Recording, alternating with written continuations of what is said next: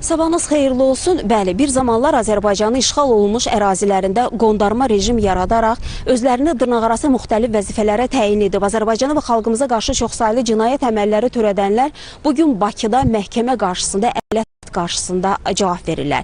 Bir neçə dəqiqədən sonra Bakı məhkəmə kompleksində təqsirləndirilən Arayik Harutyunyan, Bako Sakyan, Arkadi Qukasyan, David Manukyan, David İşxanyan, David Babayan və digərlərinin barəsində olan cinayət işi üzrə məhkəmə prosesinin növbəti baxış iclası keçiriləcək. Görüntülərdən də göründüyü kimi bugünkü iclasda da çoxsaylı zərərçəkənlər iştirak edirlər.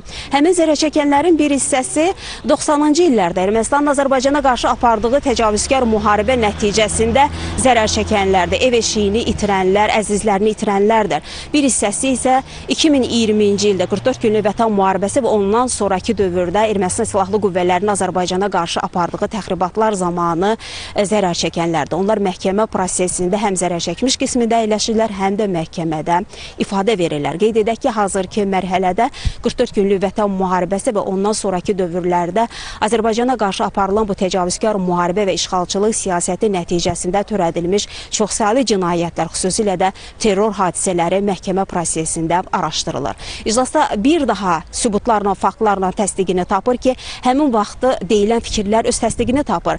Azərbaycana qarşı həmin vaxtı silahlı qüvvələri, Ermənistanın silahlı qüvvələri Azərbaycan ordusunun qarşısında aciz qalaraq Azərbaycanın mülki obyektlərini, yaşayış məntəqələrini hədəfə götürmüşdü. Həmin vaxtı Azərbaycanın müharibənin getdiyi ərazilərdən tamamilə kənarda yerləşən rayon, qəsəbə, şəhərləri Gəncə, Tərtər, Bərdə, Ağcabədi, Goranboy, Mingəçevir və digər rayon və şəhərləri iri çaplı silahlarla atəşə tutulmuşdu və nəticədə bu terror nəticəsində çoxsaylı mülki vətəndaşlarımızın həyatına son qoyulmuşdu və eyni zamanda çoxsaylı yaralanan vətəndaşlarımız vardı. Eyni zamanda həmin mülki obyektlərə və yaşayış məntəqələrinə çoxsaylı zərər dəymişdi. Məhkəmə prosesində bütün bunlar video materiallar, foto materiallar, subutlar, faktlarla bir daha araşdırılır və təsdiqini tapır.